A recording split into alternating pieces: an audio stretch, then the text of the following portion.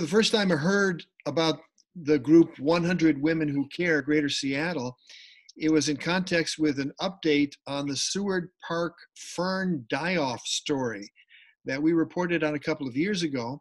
And when I heard the process of how it all happened, I was kind of astonished, having run a nonprofit organization and having applied for a good number of grants, most of which we didn't get.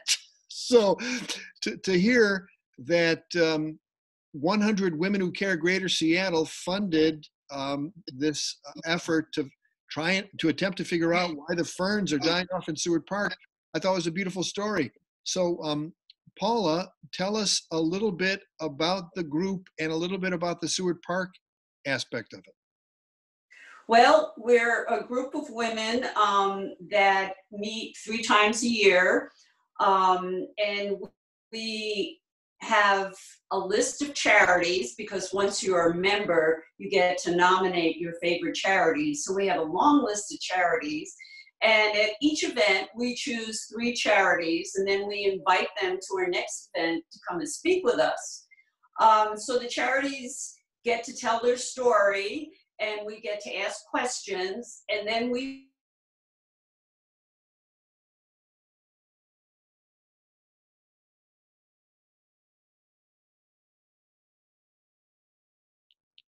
great experience because we really learn about the nonprofits. And so it's an exciting 2014. We started with 18 members, and we're very excited that we've grown to over 100 members now, which makes our donation very significant.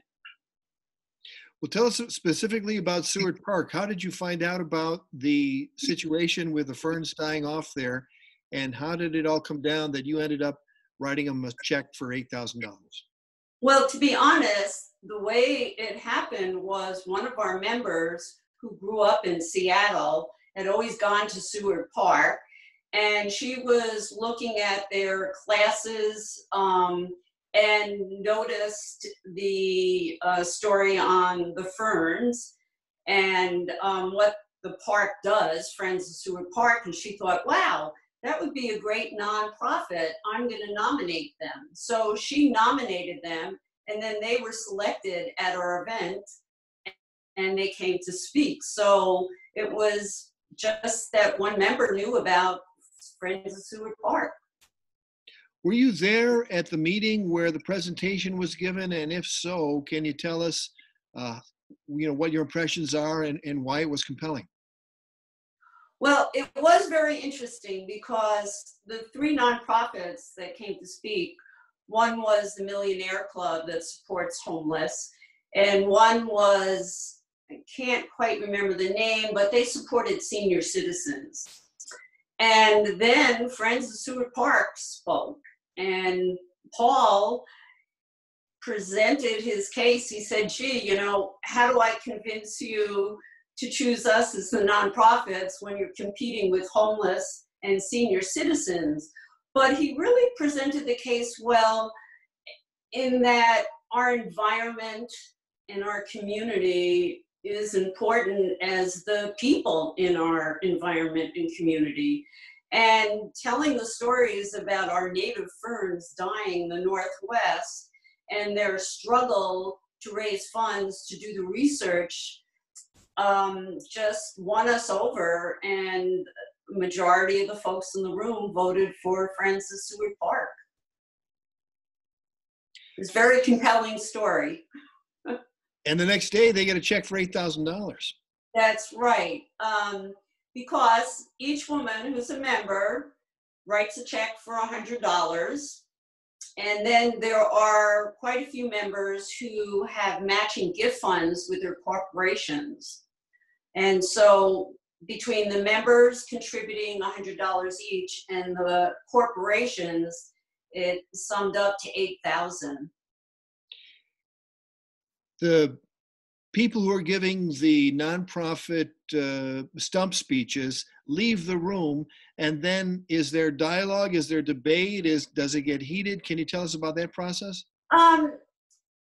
Yes, we do. We do open it up for questions and discussion. It's really an eye opener for us learning about these nonprofits, and the discussions are just real open. Like, you know, I don't know. I can't think of anything, but it's a very short discussion because we really do have question and answers with each of the nonprofits.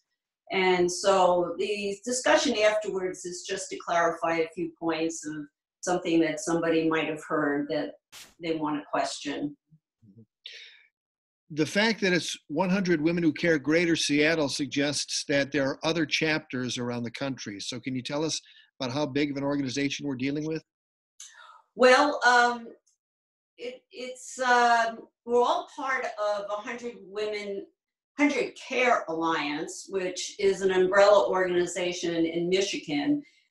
This whole concept started in 2006, where a woman was attending Center for Family Health, and they were talking about women with newborns and not having cribs, a simple thing. And so one woman got the idea, well, what if I network with a whole bunch of people and everybody contributes a certain amount, maybe we could raise the money, and they did. So the concept took off, and there's over, 500 chapters in the United States. And in Washington, back in 2014, when we started, there were only 3 or 4 chapters, but now Washington State has 11 chapters. In fact, 3 people from our chapter left and started their own chapter to have a chapter closer to home. So, I mean, we're widespread, but now there's a chapter in Tacoma, there's one in Everett, so they're spread out all over Washington. Can a man join the group? You know, we're just a little uncertain about where we're going with that. So it's hard for me to answer that question right now. We do want to grow. We've read about groups where they've had 100 men who care and 100 women, and they join together for a large group, because we would like to actually reach 200.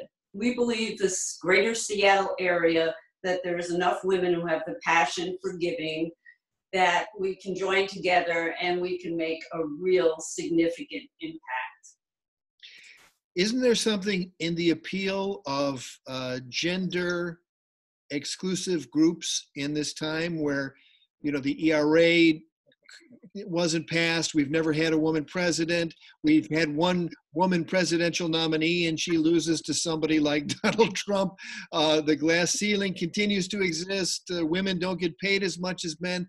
Isn't there something compelling about women getting together and saying, you know what, we're going to do this ourselves?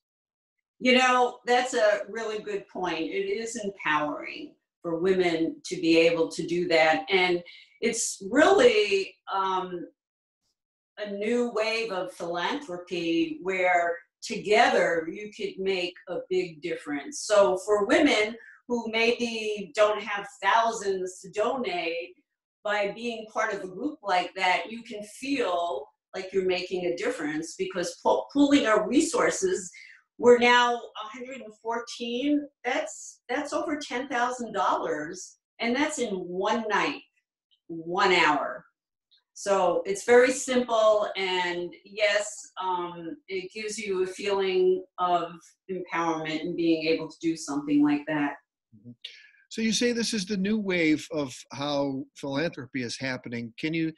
Would you liken it to sort of a crowdsourcing kind of thing? Okay, so I'm kind of green on crowdsourcing. Well, like Kickstarter or something like that, you know. Well, yeah, it's, you know. Contrast it with the old way that you're breaking from. Well, I think the old way is there are lots of nonprofits. Well, they're still doing it, and they have fundraisers, but a nonprofit has to be able to have funds to do fundraisers. And so a lot of times what we're doing is supporting the smaller nonprofits that don't have ways of doing fundraisers. And so they have a website and oh, you can donate online, but that way they're getting once and twosie donations, you know, and $50 here, 100 there, whereas this new way allows the nonprofit to get a significant amount that they can make more useful. So it's, it's way better than the old way. And it's also, you're more informed about who you're donating to. You know, you can get emails and things about this nonprofit, that nonprofit, which one do you give to? Being part of this group, you learn about the nonprofit, so you're making an informed decision. And I know for myself, it's just feels so much better when I can decide after hearing about the nonprofits. Every meeting we've had, people have been so excited learning about the nonprofits, meeting them in person, and a lot of members have actually connected with the nonprofits afterwards and actually go, okay, I'd like to volunteer and support them. So it's a good way of networking too, which the old way, you know, donating online or just mailing in a check, you're so far removed from it. This is way better, I think. How did you first get involved in the group? Well, really, it was just a friend of mine who had a friend who heard about the 100 Women in Michigan, and she decided to start one in Seattle. And so my friend invited me, and I became the PR person and grew the membership from 18 members to now 114. South Seattle has its own sort of special needs. The rates of income are lower in South Seattle. There are a lot of, it's a different place, and yet Seward Park, of course, might be the jewel, that or Kubota Garden of South Seattle. So is there any special consideration for organizations that are based in this part of the city? Well, that's a good question, because I think if we could get more women from different parts of the city, then we learn about the nonprofits that support the different areas of the city. Because yes, some of our nonprofits are very neighborhood specific, and we don't discriminate. Anybody who qualifies as a nonprofit services any area in Seattle goes on our list. So it would be good for the people like Columbia City and those areas if we could get those women to join. I mean, we do have women from all over the city, no doubt, and a very diverse group too. But it would be nice to have more participation from different areas. Right. And how do you do outreach? How do you create the word that there's a need for women interested in making a change to get involved in the organization? Well, I've published articles in neighborhood newspapers, although sometimes neighborhood newspapers have said, hey, it's not happening in my neighborhood. And it's like, well, but this is a community thing for all neighborhoods. So it's been a little bit of a struggle. We do have a Facebook presence, and we did pursue the Seattle Times to write a story about us, and it just so happens that Friends of Seward Park was the nonprofit for that event. And so an article was published, and we got a huge response from people on the east side, Seattle, all over. Searched us out online because the article didn't even have our website. But if you do search on 100 Women Who Care Greater Seattle, we pop up. And so, and of course, doing something like this is helping us get the word out. We definitely would like participation from all neighborhoods in Seattle. Really grateful for your time, and especially grateful for your efforts, you know, to run a nonprofit and to hear that there's a presentation, and the next day there's a check for $8,000 is revolutionary. And I'm really envious of the Seward Park people. I wish I could have that kind of experience, and I hope that what you do catches on, and I wish you continued success. Well, thank you so much, Paul, for your time, and pleasure to talk with you.